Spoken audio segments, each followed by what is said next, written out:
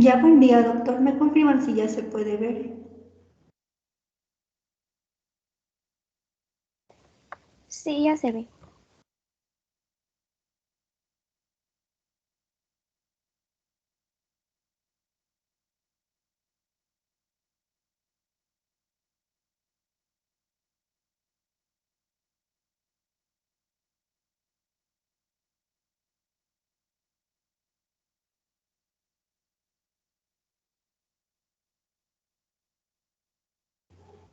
Ya. Mm, Listo, buen día, doctor, compañeros. Vamos a presentar el tema de insuficiencia renal aguda a cargo de Nicole Coronado y quienes...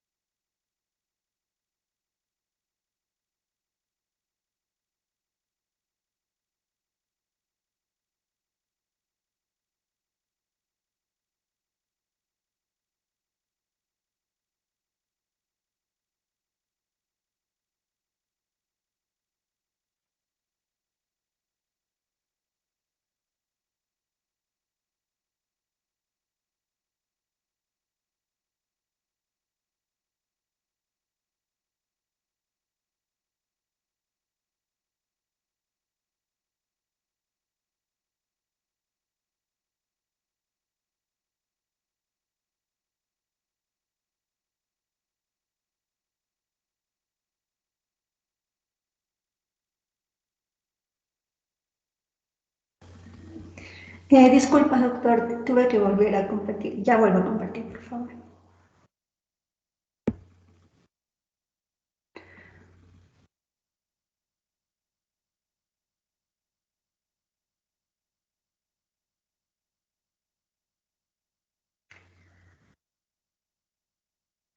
¿Ya se puede observar? Sí. Ya. Listo. Entonces, el tema que vamos a presentar es insuficiencia renal aguda. Listo. Entonces tenemos que para un correcto funcionamiento renal son necesarias tres premisas que van a ser una adecuada perfusión sanguínea, la integridad del parénquima renal y la permeabilidad de las vías excretoras. Sin embargo, cuando existe una alteración súbita de cualquiera de estos tres componentes, pues esto va a provocar un deterioro de la función renal que se denomina como lesión, fracaso, fallo o insuficiencia renal aguda. Entonces, ¿qué es la insuficiencia renal aguda? Este es un síndrome caracterizado por una disminución abrupta, es decir, una disminución rápida en horas o días y sostenida de la tasa de filtración, glomerular, por lo cual el riñón pues, va a disminuir su capacidad para poder excretar los productos nitrogenados de desecho. Entonces va a haber una acumulación de estos, principalmente de BUN y creatinina. Asimismo, puede presentarse con o sin disminución de la diuresis. Algo importante respecto a esta insuficiencia renal aguda, más que todo en el diagnóstico, es que no existe una definición estandarizada respecto a sus criterios diagnósticos. Entonces, lo que se ha intentado dar es criterios de estadificación.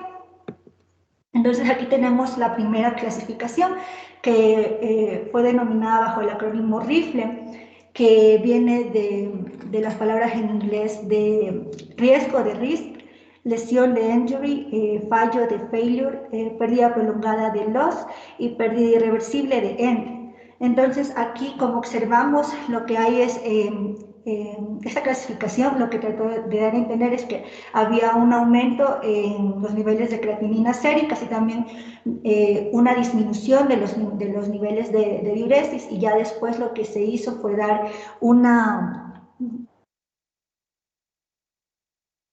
y ya después lo que se hizo fue dar también añadirse la tasa de filtrado glomerular según estos niveles.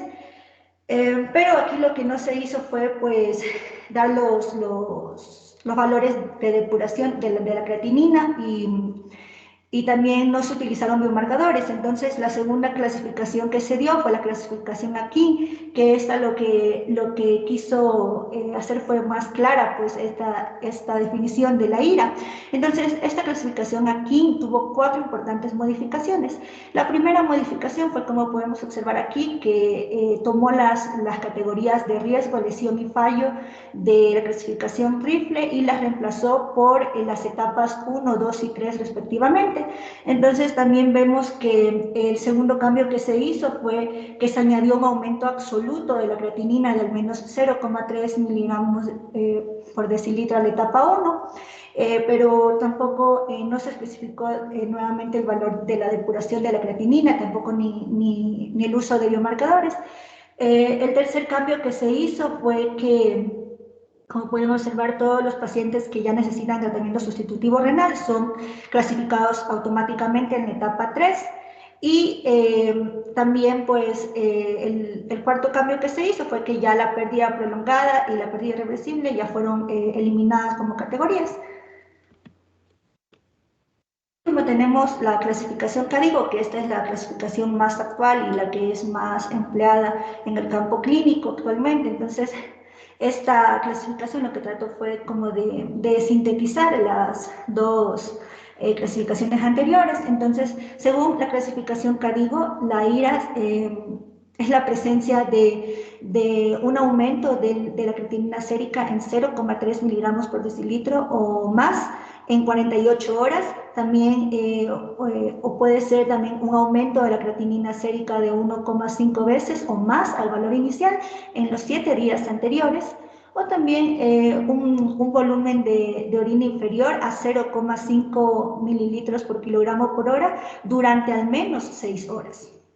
Y también algo importante de mencionar aquí es pues definir los términos de oliguria y anuria. Entonces decimos que oliguria es cuando se orina menos de 400 mililitros al día, y anuria cuando hay una cantidad inferior a 100 mililitros al día.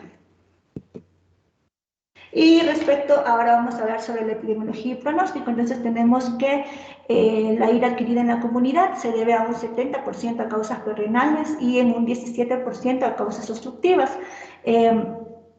Esta ira puede también complicar más del 5% de todos los ingresos hospitalarios y hasta una tercera parte de los pacientes que ingresan en una unidad de cuidados intensivos. Y sin embargo, si nosotros utilizaríamos los criterios Rifle, pues este porcentaje puede elevarse hasta un 20% de todos los pacientes hospitalizados, y casi siempre esto se va a dar en el contexto de isquemia, sepsis, fármacos o contrastes yodados. Ahora, si hablamos de la ira en unidades de cuidados intensivos, pues la causa suele ser multifactorial y esta se relaciona con fallo multiorgánico. En conjunto, más de la mitad de los casos se deben a una ira perrenal, un 40% a una ira renal o parenquimatosa y un 5% a ira posrenal. Ahora, respecto a la mortalidad, esta es muy variable y oscila entre un 15% en la ira de la comunidad a más del 50% en la ira en pacientes de UCI. Ahora vamos a hablar sobre la etiología. Entonces, según la etiología y el mecanismo, la ira se va a dividir en 3 grandes categorías mayores, y además de que estas implican, pues, obviamente un proceso diagnóstico y terapéutico diferenciado. Entonces tenemos que la ira prerrenal, que esta representa un 50-60% de las IRA, y esta es el resultado de un descenso de la perfusión renal que se da debido a múltiples causas, como ya les voy a comentar posteriormente. También tenemos la ira intrínseca o renal, que esta está producida por trastornos que afectan directamente al tejido renal, y esta representa alrededor de un 40% de las IRA. Y por último tenemos a la ira postrenal, que esta representa un 5% y se debe a trastornos que condicionan una obstrucción al paso de la orina en cualquier zona del tracto urinario. Entonces, ahora sí vamos a empezar con la ira prerrenal. Esta ira prerrenal, pues, es la forma más común de insuficiencia renal aguda, y por definición Bueno, aquí también se la conoce como azoemia perrenal. Esta ira, por definición, no implica un daño del parénquima renal y esta puede revertirse con rapidez luego de que se restaure la hemodinámica intraglomerular, entonces es reversible. Bueno, inicialmente esta ira se produce como una respuesta fisiológica del riñón ante una reducción de la presión de perfusión, es decir, a una hipoperfusión renal. Pero esta hipoperfusión renal, ya cuando es mantenida en el tiempo, esta conduce a una falla en los mecanismos de autorregulación. Entonces, si recordamos, el riñón puede responder a los cambios en la presión de perfusión mediante lo que es la autorregulación del flujo sanguíneo renal y de la tasa de filtrado glomerular. Entonces, estos dos esta tasa de filtrado glomerular pues va a permanecer estable a pesar de las variaciones amplias que haya de esta presión. Entonces, esto generalmente es de 80 a 150 milímetros de mercurio. Y los mediadores de estas respuestas pues, van a ser la angiotensina 2, la vasopresina, también denominada hormona antidiurética, y la noradrenalina, que bueno, producida por el sistema nervioso simpático. Entonces, sin embargo, cuando todos estos mecanismos contrarreguladores pues, tienen un límite en su capacidad para poder conservar esta tasa de filtrado glomerular ante una hipotensión sistémica. Entonces ya cuando, por ejemplo, si ya incluso en adultos sanos, una vez que esta presión sistólica descienda a menos de 80 milímetros de mercurio, esto va a tener como efecto neto una vasoconstricción de la arteriola aferente y pues una disminución de la presión intraglomerular, lo que conduce pues a la caída de la tasa de filtrado glomerular y finalmente pues a una ira prerrenal. Entonces, si el volumen de orina baja a más de 500 mililitros al día, aunque el riñón funcione correctamente y concentra el máximo de su capacidad, no se van a poder eliminar todas las sustancias de desecho. Y entonces se va a producir una retención de todos los productos nitrogenados, que se conoce como azoemia. Entonces va a haber un incremento de BUN, creatinina o de ambas.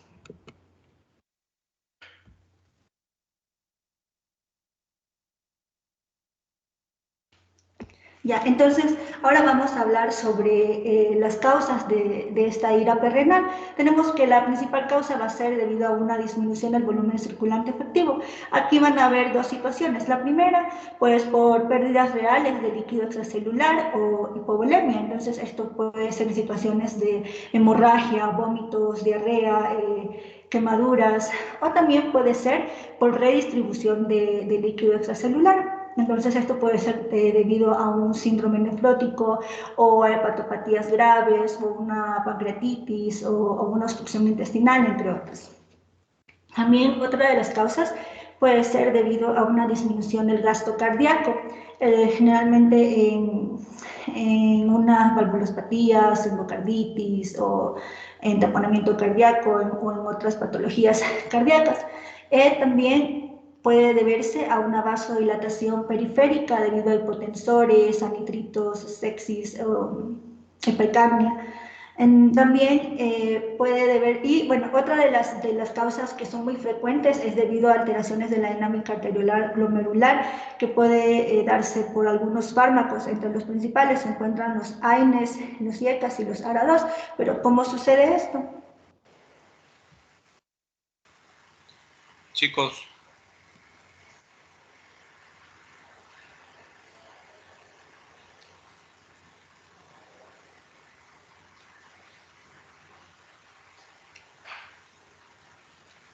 hola.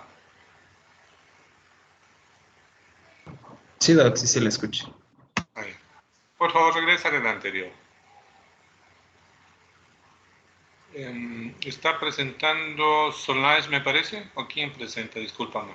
Sí, Doc, yo. Ya, Solange. Por favor, para fines de evaluación,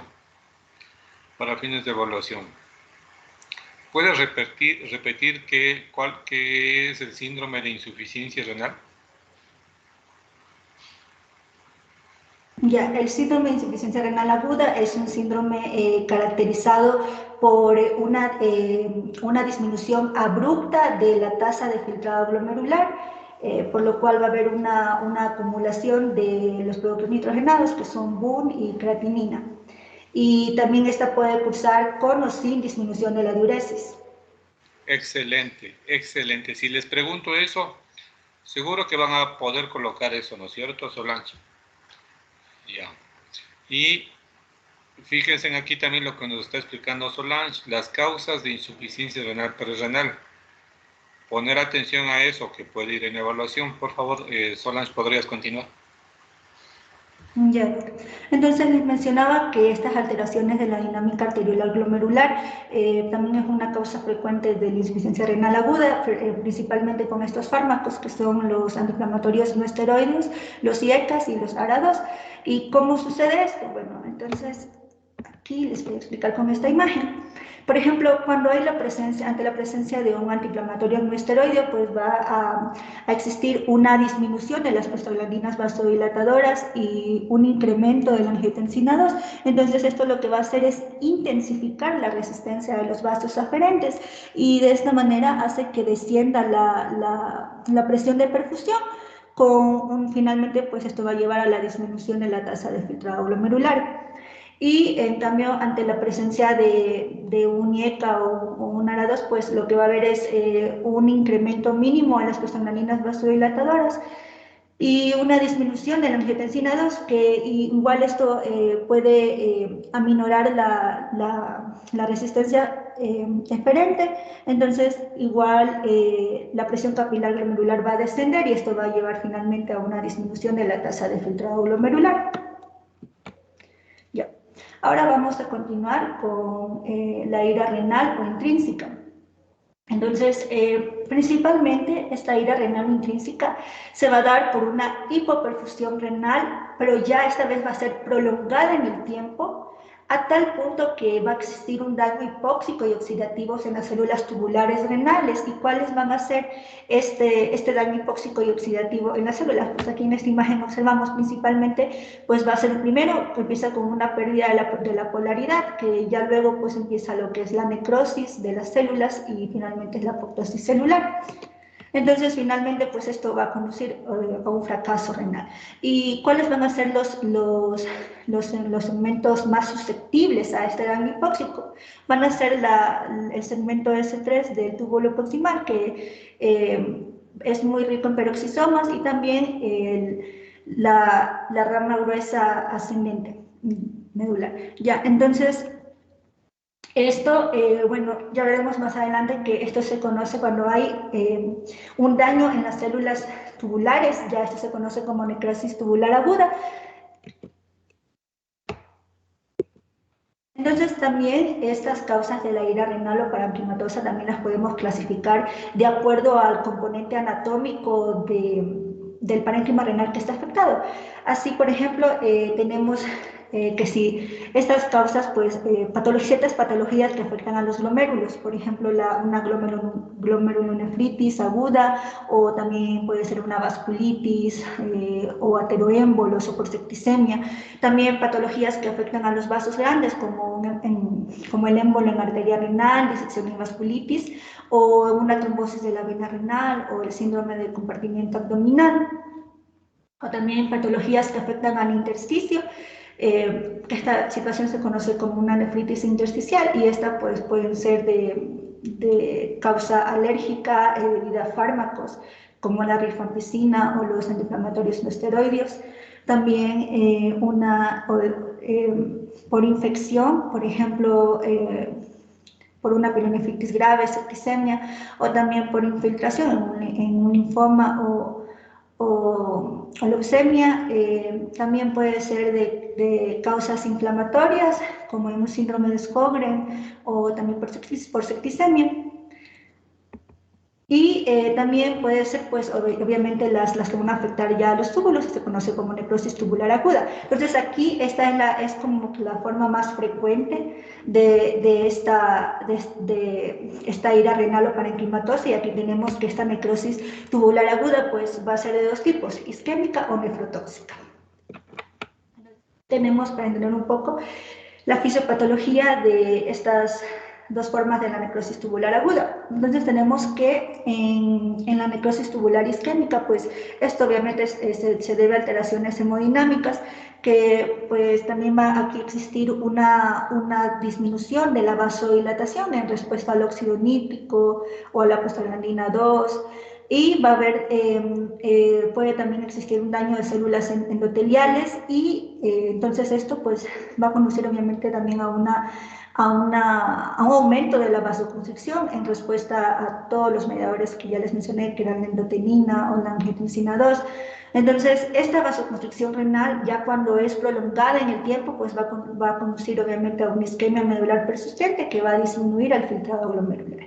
Pero también esta lesión isquémica pues puede provocar una lesión tubular directa, pero que ya afectar a las células del túbulo. Entonces, pero también puede darse por otros mecanismos, que son las nefrotoxinas. Aquí en las nefrotoxinas encontramos de dos tipos, que van a ser las exógenas y las endógenas. Las exógenas, por ejemplo, puede darse por medios ligados de contrastes, los aminoglucósidos, los cisplatino, anfotericina B o los antiinflamatorios no esteroideos, o también por nefrotoxinas endógenas, que van a ser por hemólisis, rhabdomiólisis, mieloma, cristales intratubulares. Entonces, ¿qué es lo que sucede con estas nefrotoxinas?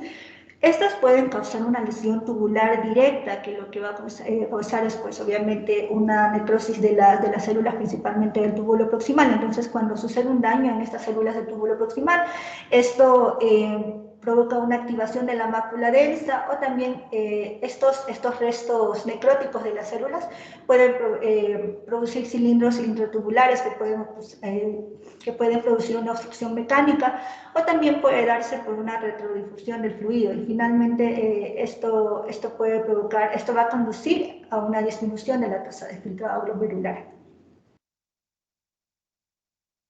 Ya, y ahora tenemos también al tercer tipo, que es la ira postrenal. Entonces, esta ira postrenal aparece pues cuando hay un bloqueo agudo, parcial o total de la corriente de orina, que normalmente es unidireccional. Entonces, esto lo que va a hacer es elevar la presión hidrostática retrógrada.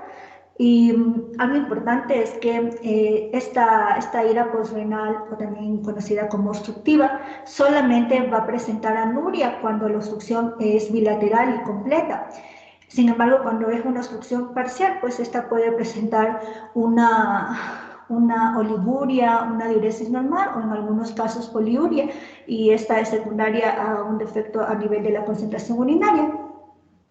Ya, entonces, esta obstrucción de la corriente de orina pues, puede deberse a alteraciones funcionales o estructurales en cualquier sitio entre la pelvis renal y el orificio del uretra. Entonces tenemos que la obstrucción del cuello de la vejiga pues, va a ser una de las principales causas. Y aquí tenemos que principalmente esto se va a deber a trastornos de la próstata, principalmente puede ser a casos de hipertrofia prostática, o también debido a cáncer de esta glándula. Y también otras causas de obstrucción de las vías urinarias bajas van a ser debido a estenosis uretrales, o también esta obstrucción de la sonda de Foley también puede producir una ira postrenal, obviamente si esta no se identifica o no se corrige.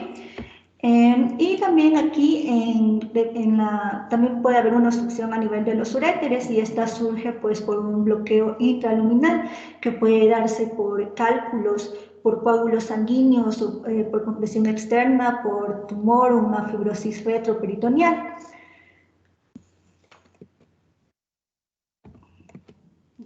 También podemos dividir las causas de esta ira postrenal en obstrucciones ureterales intrínsecas, extrínsecas o intratubulares. Entonces, si ya decimos obstrucciones ureterales intrínsecas, por ejemplo, ya serían casos de nefrolitiasis, o sea, neoplasias, coágulos, una disfunción vesical por fármacos, una necrosis papilar. obstrucciones ureterales extrínsecas, que pueden ser neoplasias, fibrosis retroperitoneal, radioterapia o neoplasia benigna de próstata, traumatismos. Y en las obstrucciones intratubulares, esto puede darse por depósitos de ácido úrico, cristales de oxalato, cristalización de fármacos como metotrexato, aciclovir o sulfamidas. Entonces, también algo importante de mencionar en esta ira postrenal es que siempre es importante que en cualquier paciente que se nos presente con una ira, con una insuficiencia renal aguda, siempre hay que excluir una causa obstructiva, porque pues una intervención rápida de cualquiera de estas causas obstructivas puede resultar en una mejoría o una recuperación completa de la función renal, ya que el pronóstico de esta ira postrenal pues va a depender de la duración que tenga esta obstrucción. Entonces siempre es importante identificar de forma rápida y, o sea, que debido a que la ira sea por una causa obstructiva.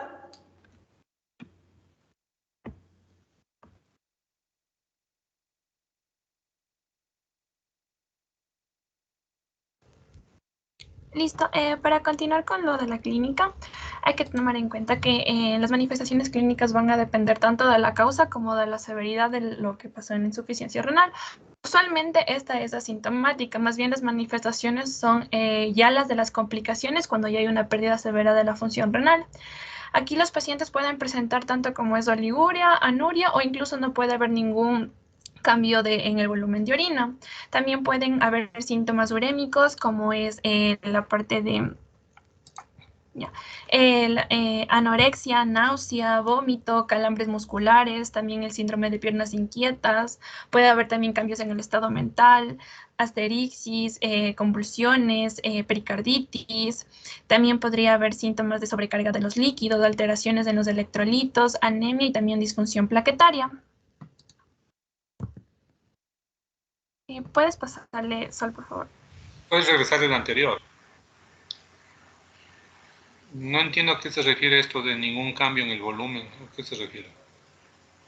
A que puede mantener su diuresis normal, o sea, no va a haber ni anuria ni oliguria.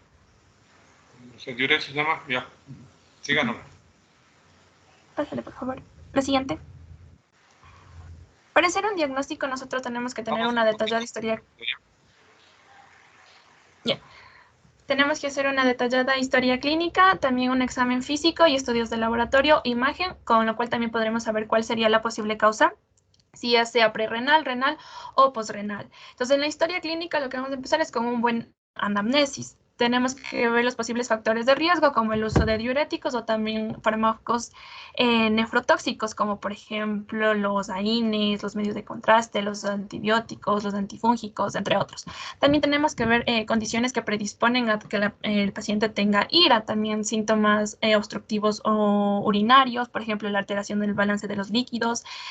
También tenemos que o sea, cuando hay una alteración del balance de los líquidos ya podemos saber que es, por ejemplo, una prerrenal, o revisar la evolución del patrón de la diuresis o alteración de la micción, que eso también nos puede como que más o menos guiar para una obstructiva, para una sospecha de estos.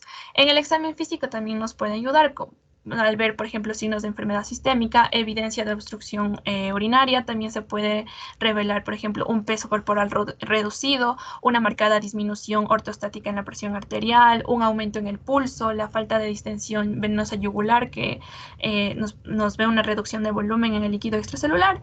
El examen del abdomen también puede revelar, por ejemplo, una vejiga dolorida o distendida. Entonces, todo eso nos puede más o menos sugerir o ir para una sospecha de ira. Cámbiale, por favor. Pero ¿qué nos puede ya establecer que es una ira? Ya es con un examen de laboratorio en el cual nosotros vamos a ver una elevación de la creatinina y del boom plasmático. Incluso la elevación de la creatinina y el boom podría ya sugerirnos una posible causa, ya que, por ejemplo, en la ira prerrenal, el boom aumenta más que la creatinina, y lo contrario sucede, por ejemplo, en la rhabdomiólisis.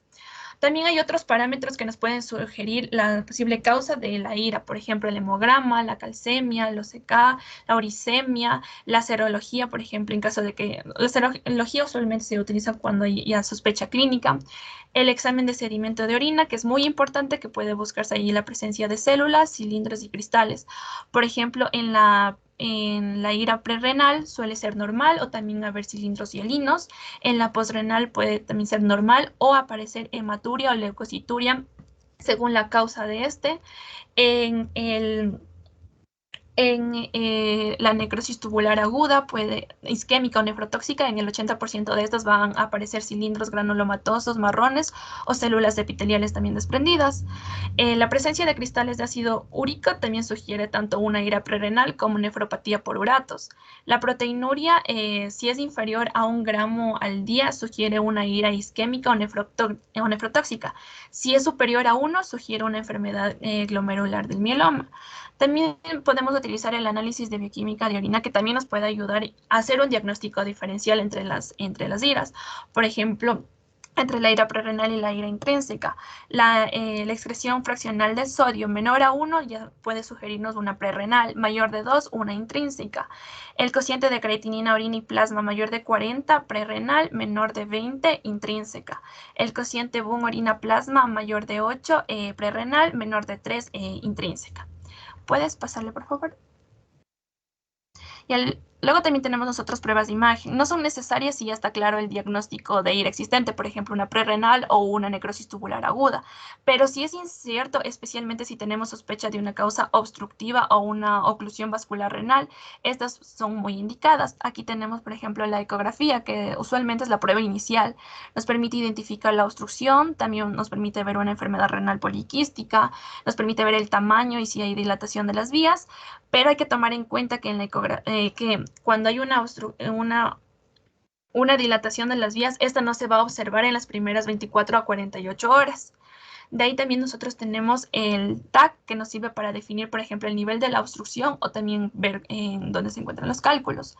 La ecografía de Doppler o la angio-RM usualmente la usamos cuando se sospecha cuando hay una afección de grandes vasos.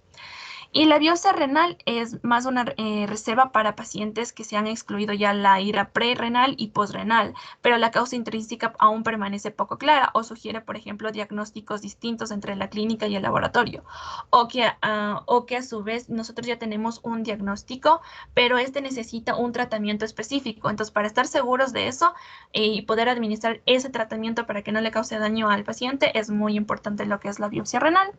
Usualmente aquí podemos ver células desprendidas, pérdida del ribete de cepillo o la presencia de cilindros intratubulares. ¿Puedes pasarle, por favor? Entonces aquí encontramos un algoritmo, por ejemplo, la elevación de los productos nitrogenados, el aumento de la creatinina mayor o igual a 0.3 miligramos decilitros o en un periodo dentro de 48 horas. O sea, nosotros ya tenemos la creatinina base y nosotros vemos que dentro de 48 horas está aumentado de 0.3 miligramos o mayor. Eso ya nos sugiere una ira. Entonces, en esta ira, una vez ya, si nosotros sospechamos que puede ser obstructiva, mandamos una ecografía. Si la vía está dilatada, ya podemos decir que es una ira obstructiva. En cambio, si esta es normal, se tiene que repetir de 24 horas, porque como les dije, las vías no se van a observar dilatadas dentro de 24 a 48 horas. Luego ahí podemos tomar en cuenta los factores prerrenales. Fíjate lo que dice el gráfico. El gráfico del título dice elevación de productos nitrogenados. Está un poco mal planteado el gráfico, te explico por qué. Dice elevación de productos nitrogenados, de ahí tienes dos brazos, ¿no es cierto? El brazo de la derecha dice que los pacientes que tienen creatinina más de 0.3 o más del 50%, está muy bien. Y en el otro brazo dice creatinina menos de 0.3. O sea, ¿para qué le pone la creatinina menos? Si el título de todo gráfico es elevación de la creatina y abajo te pone que tienes una creatinina baja. No sé si me entiendes, si me explico. Está mal diseñado el brazo de la derecha, pero es una observación nomás. Continúa. Por eso no le tomé mucho en cuenta el brazo Sí. de ese lado. Ya. Entonces ya recibimos la ecografía y si está normal, repetimos 24 horas por el hecho de que ya les expliqué. Ahí vamos a tomar en cuenta mucho los factores prerrenales. Si hay Si hay, vamos a ver que hay una mejoría con el tratamiento. Vamos a aplicar el tratamiento. Si no, vamos a darnos a los datos de patología, por ejemplo, si es glomerular, si es vascular, intersticial, si hay cristales o depósitos tubulares. Si es que no los hay necrosis tubular aguda. Si es que sí los hay que complementar el estudio. En caso de que los factores prerrenales sí hayan, vamos a dar el tratamiento. Si no, nos dirigimos a ver los otros datos que ya vimos. Y si es que si funciona con el tratamiento, ya podemos decir que es una ira prerrenal. Pásale, por favor. Ya, también nosotros vamos a encontrar biomarcadores de la lesión renal, porque la detección de IRA se basa usualmente en el aumento de la creatinina, pero hay situaciones en las que no se aumenta la creatinina, por ejemplo, cuando hay cambios sutiles en el filtrado glomerular o el cambio es muy lento debido a que hay una caída rápida del filtrado, o a su vez no aumentan de manera proporcional a la disminución del filtrado glomerular. Entonces, por ende, existe un tiempo en que la lesión renal aguda no se va a poder detectar. Así que ahí es donde aparecen los biomarcadores, que esos pueden encontrarse tanto en el suero como en la orina, que son potencialmente indicadores tempranos. Entonces, en el suero nosotros vamos a encontrar, por ejemplo, la lipocalina asociada a la gelatinasa de los neutrófilos, o NGAL. Esta participa usualmente en la progresión de la enfermedad renal, también aumenta en el contexto de estrés o lesión tubular, pero no en prerrenal. También tenemos la cistatina C, que se filtra libremente por el glomérulo y se reabsorbe por las células del túbulo proximal. Esta nos permite, por ejemplo, detectar pequeñas reducciones en el filtrado glomerular. En la orina nosotros vamos a encontrar el inhibidor tisular de la metaloproteinasa 2 y también la proteína de unión del factor de crecimiento similar a la insulina, que es el IGFBP7. Estos dos son muy importantes porque se les ha encontrado que su combinación supera todos los biomarcadores en la detección temprana de IRA en pacientes con enfermedades críticas. Entonces, hay que tomarlos muy en cuenta. También tenemos la heptizidina, la molécula de daño renal 1 y la interleucina 18. ¿Puedes pasarle, por favor? Ya. En las complicaciones, aquí la pérdida de la capacidad de los riñones para eliminar tanto sodio, potasio y agua se van a estar presentes. También hay que tener en cuenta que mantener la hemostasis de los cationes también va a dificultarse en mantener la hemostasis de los cationes divalentes, también en el equilibrio ácido-base y elimina los productos de desecho del metabolismo.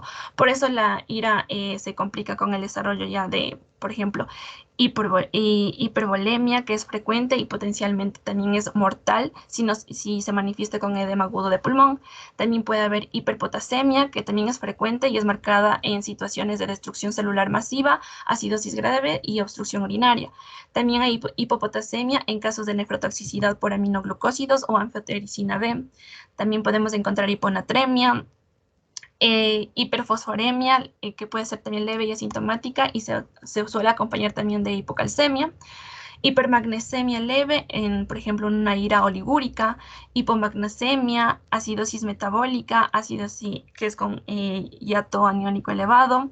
También puede haber clínica de uremia, usualmente la hiperuricemia es asintomática de hasta 15 miligramos de cilitro, pero de ahí la gravedad está dada por el grado de la lesión, pero también por la situación catabólica y por las causas que tiene el paciente. Por ejemplo, en una ira no oligúrica, en una situación que no es catabólica, la creatinina aumenta una media de 0.5 a 1 miligramos por día y el boom entre 10 y 20 miligramos. En cambio, en una persona que es oligúrica con hipercatabolismo o destrucción celular masiva, puede llegar estos valores de creatinina a 3 y del boom a 10 miligramos. Entonces, también en fases avanzadas aparecen complicaciones del síndrome urémico, por ejemplo, complicaciones gastrointestinales, como es anorexia, náusea, vómito. También puede haber neurológicas como letargia, confusión, coma, cardiovasculares como taponamiento cardíaco, hipertensión. También puede haber hematológicas como diátesis hemorrágica urémica. ¿Puedes pasarle, por favor? Ya, aquí tenemos el tratamiento. En el tratamiento nosotros vamos a tener 3 pilares fundamentales, que primero es el tratamiento etiológico. En una ira siempre nosotros el primero es la causa que está provocando la ira. Entonces, por ejemplo, en la ira es muy importante lo que es el restablecimiento de la perfusión renal. Aquí pueden usarse soluciones cristaloides. El más usado es el cloruro sódico isotónico, o sea, suero salino al 0,9%. El aporte de potasio y bicarbonato dependerá también de la composición del fluido perdido. En caso de, por ejemplo, una hipovolemia por hemorragia, si hay inestabilidad hemodinámica, va a ser lo ideal darle una transfusión. Luego tenemos el tratamiento específico. No hay un tratamiento específico en el caso de una ira intrínseca por necrosis tubular aguda. Pero sí hay, por ejemplo, prácticas prudentes como el uso de un bolo de furosemida en dosis apropiadas, en la cual también se continuará en preferencia en una perfusión continua si la respuesta diurémica es adecuada. Por ejemplo, en una ira obstructiva el tratamiento se dirige, como dijimos, primero a la causa, pero también a veces hay momentos en que va a necesitar una resolución temprana. Por ejemplo, pueden utilizar nefrostomía percutánea, un sondaje vesical o suprapúbico, hasta poder nosotros instaurar ya el tratamiento definitivo.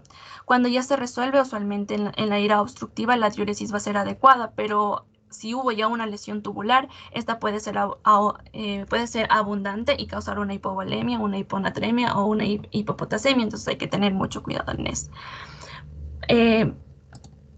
También tenemos un tratamiento sustitutivo renal. Este tratamiento usualmente lo utilizan para tratar las complicaciones y la reposición de la función y no interfiere en la recuperación renal.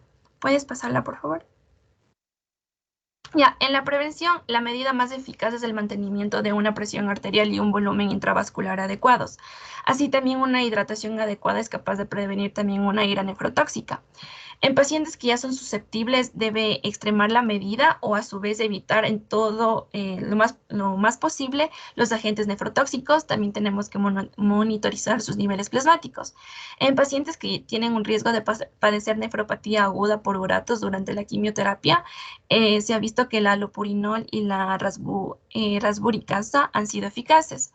De ahí, cuando se trata de evitar una rhabdomiólisis, la hidratación forzada con bicarbonato es muy útil, solo si es que el pH de orina es menor a 6,5.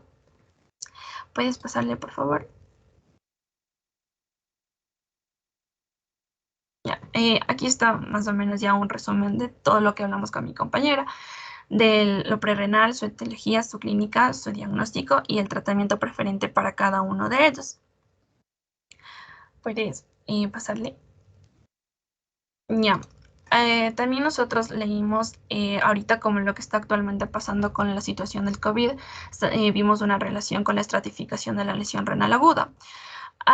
Se ha visto que cuando se dan infecciones se puede causar una insuficiencia renal, por ejemplo, cuando hay dengue, chikungunya, el Zika y el VIH, y el COVID no ha pasado por alto. Entonces, hay una prevalencia y el riesgo de ira durante el curso del COVID y lastimosamente se han descrito aún pocos estudios, pero sí se demuestra una gran capacidad de hallazgos en este.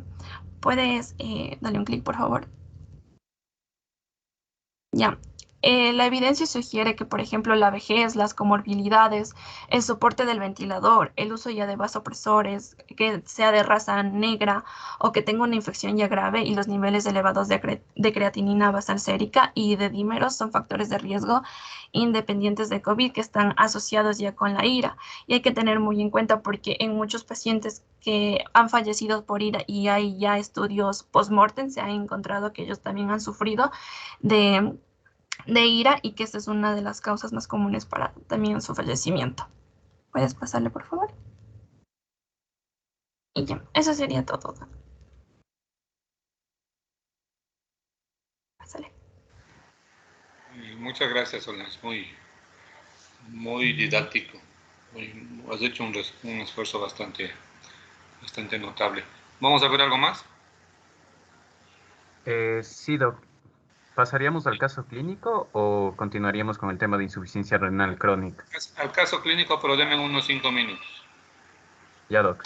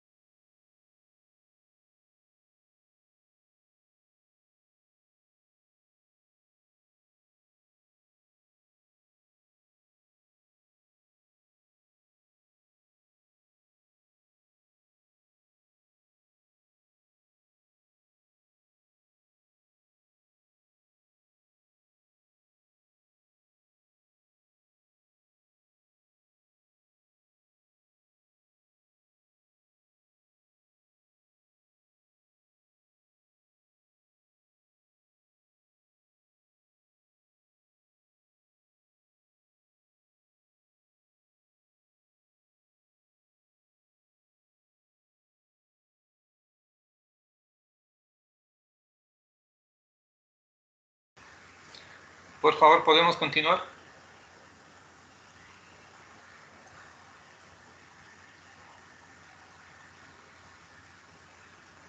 Hola. Ya, doc. ¿Sí? Sí, Doc. Buenos días. Entonces nosotros vamos a exponer el caso clínico de insuficiencia renal aguda. Sí, se me escucha y se me ve y se ve Sí. las diapositivas. Sí. Ya, ya, Doc, muchas gracias.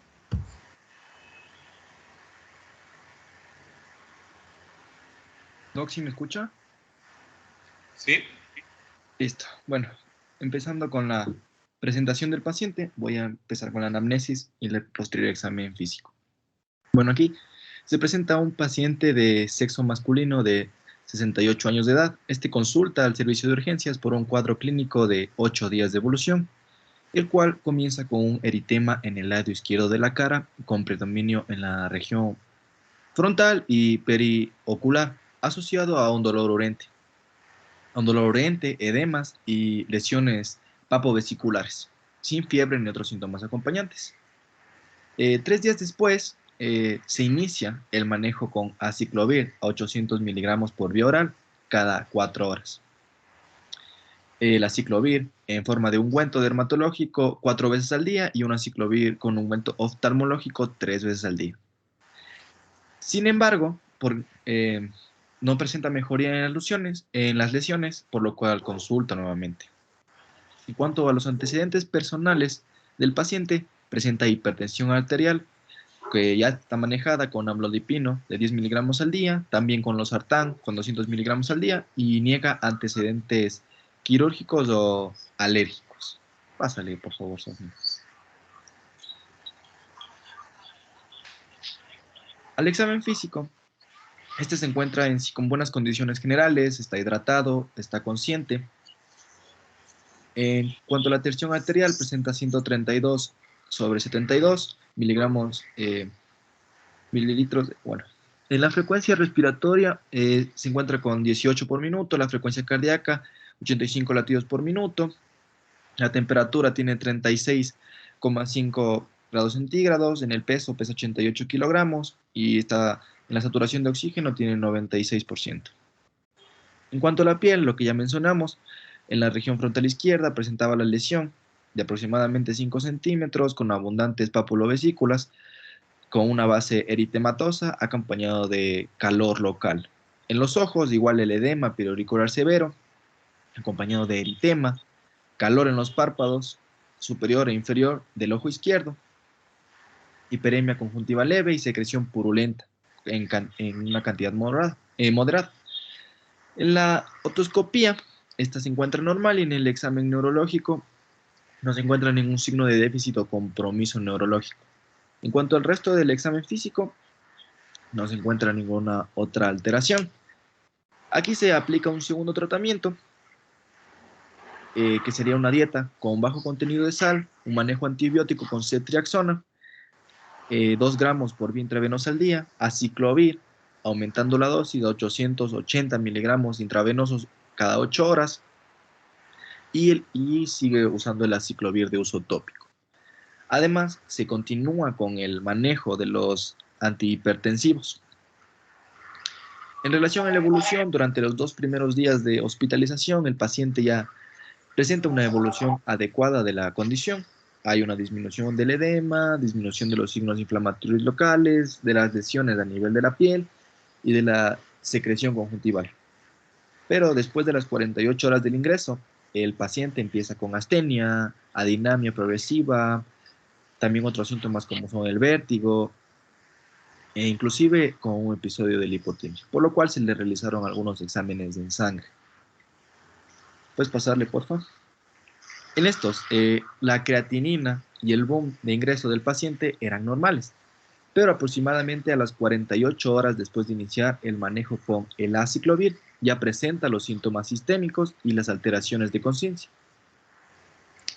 Estos, de acuerdo con el algoritmo de Naranjo, para establecer la asociación que existe entre la causalidad entre el medicamento y una reacción adversa, se le calificó con 7 puntos. Estas calificaciones varían desde un 0, que es una reacción improbable, entre 1 y 4, que es posible, y de 5 a 8, que es muy probable. El paciente obtuvo 7 puntos. Entonces fue clasificado como grave por el compromiso que presentó el paciente. En sí, para explicar aquí, el aciclovir es un agente antiviral que se lo dio pensando que el paciente tenía un brote de herpes zóster a nivel del ojo. Este aciclovir es altamente efectivo para la replicación de este virus y este se distribuye por todos los tejidos y los fluidos corporales, pero tiene una acumulación especialmente a nivel del pulmón y del riñón.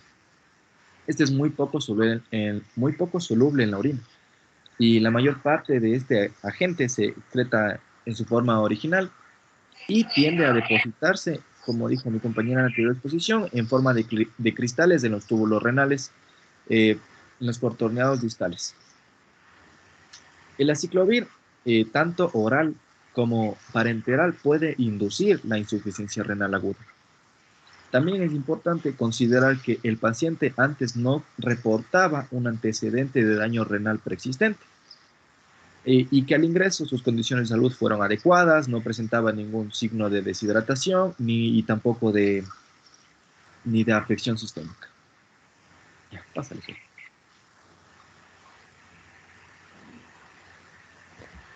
Ya, en cuanto al diagnóstico, este reporte describe el caso de un paciente de 68 años de edad que es hipertenso en tratamiento, que no tuvo un deterioro renal previo y desarrolló IRA posterior a la aplicación de ciclovir intravenoso prescrito para el manejo de herpes zóster facial. Entonces, el diagnóstico fue sugerido además por hallazgos clínicos y paraclínicos relacionados con el tiempo transcurrido tras la administración y la suspensión del medicamento. Entonces, la ira inducida por aciclovir, como mi compañero explicó hace un momento, el aciclovir es un medicamento antiviral, tiene una excreción renal del 62 al 91%, es poco soluble en orina y tiende a depositarse en forma de cristales en el túbulo contorneado distal. Entonces, la ira que se asocia al aciclovir se plantea que es debida a una obstrucción renal asociada al depósito de microcristales en túbulos renales, lo cual produce edema, hemorragia intersticial y disminución en la tasa de filtración glomerular. Mientras que con este mismo medicamento, la precipitación severa intraparenquimatosa puede afectar la red venosa y causar un aumento en la resistencia al flujo sanguíneo renal y la subsecuente elevación de la creatinina. El aciclovir también puede ser causa de nefritis intersticial aguda o necrosis tubular directa, generando igualmente insuficiencia renal. Esta nefropatía por cristales puede ser asintomática, pero también puede estar asociada a náuseas, vómito, dolor abdominal, que puede ser abdominal generalizado o encontrarse en flancos. Y esto es secundario al edema producido por esta obstrucción. También algo importante de mencionar es que la insuficiencia renal aguda asociada a ciclovir a menudo ocurre dentro de las 24 a 48 horas siguientes a la administración del medicamento. Entonces, de acuerdo al estadiaje de la insuficiencia renal aguda, según CADIGO, nosotros clasificamos a esta como una insuficiencia renal aguda en estadio 3, puesto que en el día 3 tuvo una creatinina de 7.3 y en el día 4 una creatinina de 7.74, lo que se clasificaría como un aumento de 3 veces la base de la creatinina. También, según la MDRD, calculamos la filtración glomerular en este paciente de 7.45 mililitros por minuto. Y ya, eso. En cuanto al... ¿Por qué hiciste eso? Sí. Regresa al anterior. Ya.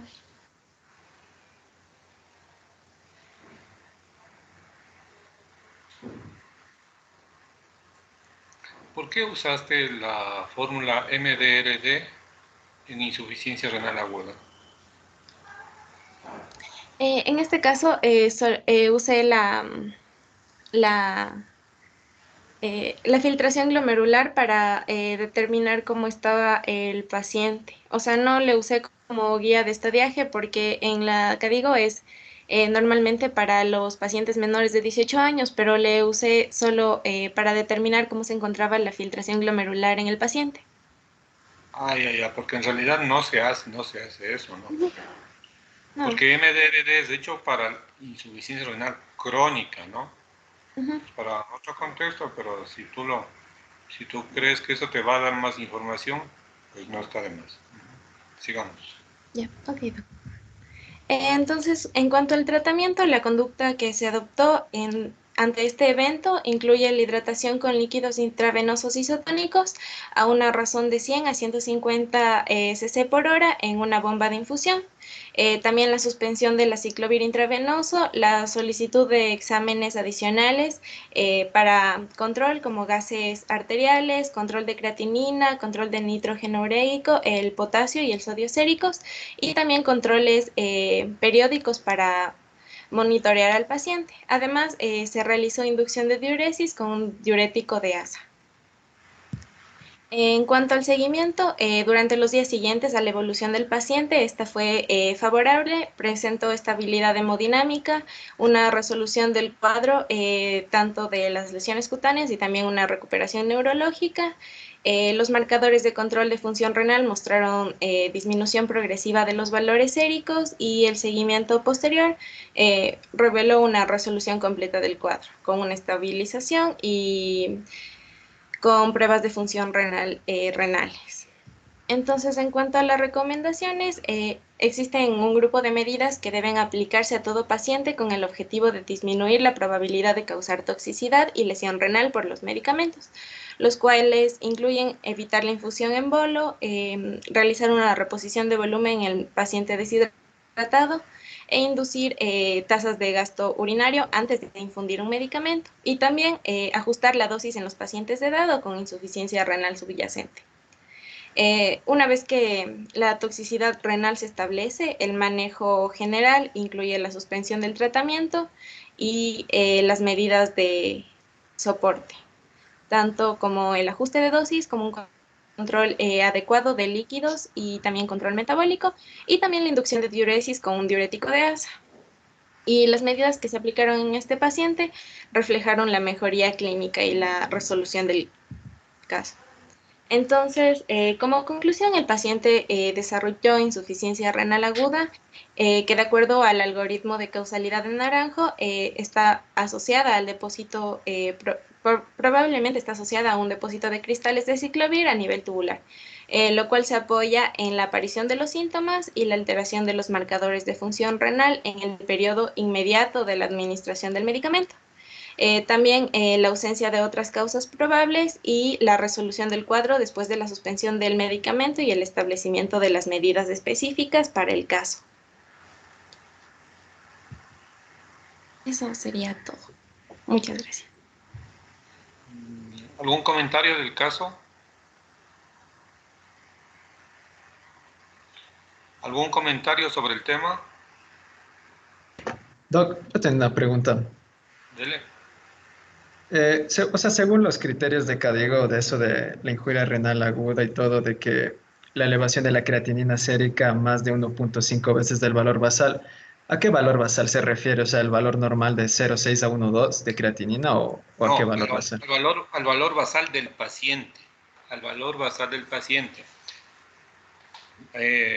¿Recuerdan ustedes cuando empezamos las primeras clases lo de la creatinina? La creatinina depende de si somos hombres o mujeres y depende de nuestro peso corporal. Entonces no hay un rango establecido de laboratorio. Pero las personas tenemos un rango basal. Y doctor, ¿de dónde me saco el rango basal? Ahí es lo complicado. Nos toca ir al archivo del paciente, al expediente médico y buscar cuál es la creatinina más cercana que tenemos. Entonces, por ejemplo, hoy, el 28 de septiembre, le hacemos una creatinina y el paciente tiene 2.5 de creatinina. Nos vamos a buscar en el archivo. Y en el archivo encontramos que el paciente ha tenido una creatinina de 2.4. ¿El paciente tiene insuficiencia renal aguda?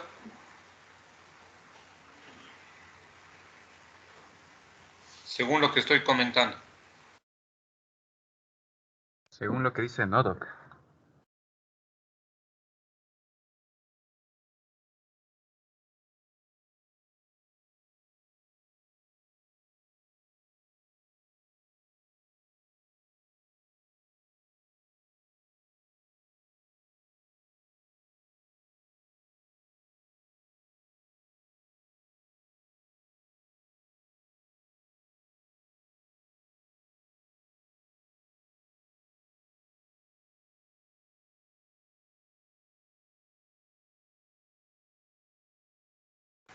¿Está más claro ahora?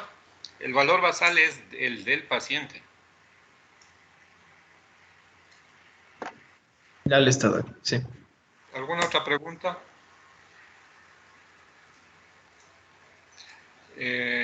Vamos a ver algo más de insuficiencia renal aguda. No, doc. Sería que Ya. pasaríamos al tema de insuficiencia renal crónica ahorita. Ya, por favor, las chicas del grupo. Y saben que ya estoy un poco cansado. Ahí vamos a quedar, por favor, para el siguiente tema. Las chicas que presentaron insuficiencia renal aguda nos van a decir rapidito, así en una lámina, cuáles son las indicaciones para realizar diálisis en un paciente con insuficiencia renal aguda. Les mando a investigar eso, ¿sí? ¿Sí está claro? Ya, doc, ya les informo en todo caso. Listo, ¿Está doc. claro, no, chicas? Las chicas de grupo, ¿sí me entendieron? Sí, doc. ¿Cuándo hago diálisis en un paciente con insuficiencia renal aguda? Muchas gracias, chicos. Nos vemos el viernes, sería, ¿no? Doc, una consulta. Lo que Sí. pasa es que el viernes, como ya empezaríamos exámenes, pero no creo que habría problema tampoco para tener clases con sexto. Otra consulta, doc, para ver cómo haríamos insuficiencia renal crónica, porque faltan bastantes grupos de edad y queríamos ver si usted aceptaría el caso de solo dar los chicos que faltan la nota de exposición, nada más porque los demás ya son repetidos. Claro, solo los que faltan nomás. Ya entonces casos clínicos ya no habría, entonces. Ya no, quedamos las personas que faltan. Ya, doc, y con lo referente a la prueba, el día de hoy sería para el jueves, ¿verdad? Que se transportaría. ¿Cómo? La prueba del día de hoy para el jueves, ¿verdad? Que ya no habría el día de hoy. No, hijo, no. La Sí, prueba eso vamos a mismo. dar cuando terminemos los temas. Ya, eso mismo. Y doc, para el examen, ¿cómo podríamos hacer? ¿De dónde estudiaríamos? Pero ya les estoy indicando, pues, hijo. Ya les dije, por ejemplo, ahorita ya les dije. Definición de insuficiencia renal aguda, causas de lesión renal aguda, causas de lesión prerrenal, causas de lesión renal, causas de lesión porrenal. De todas maneras, vamos a hacer un repaso para la prueba. Es básicamente de lo que yo les voy indicando. Vamos a hacer una reunión previa a la prueba, ¿sí? Ya, doc, en todo caso ya. Entonces, ¿Están confundidos o no? ¿O qué no entienden? no, más que todo era por el hecho de que la bibliografía, por ejemplo, unos sacan de un tema y otros de otro libro, o sea, de internet, así, entonces hay un poco de variabilidad, entonces, solo por eso nomás. No. Vamos a hacer una reunión de repaso. Por favor, agéndense en eso también, una reunión de repaso, pero yo la prueba para que estén orientados. Vamos a hacer una charla de orientación para la evaluación. Y ya, doc, entonces el viernes terminaríamos con la última clase y podría ser la clase de repaso el mismo día del examen, ¿verdad? Pues si quieren, ¿sí? ¿Sí? Y mándame una fecha tentativa de la evaluación. Ya, doc, ¿Ya? ya confirmamos con mi compañero y con el otro presi, entonces ya tendríamos Ya, puesto de un día. ya, Sí, Fausto, entonces hablamos. Leonardo, sí, doc. Según el calendario, el examen quedaría para el jueves 7 de octubre. Ese sería jueves nuestro. 7 de octubre. Yo no tengo inconveniente. Ya, doc. Entonces ahí le comentamos cualquier cosa con mi compañero. ¿Ya? Ya. Cualquier cosa enseguida solucionamos, ¿no? Ya, doc. Ya chicos, hablamos. Hasta luego. Hasta luego. Hasta luego, doctor.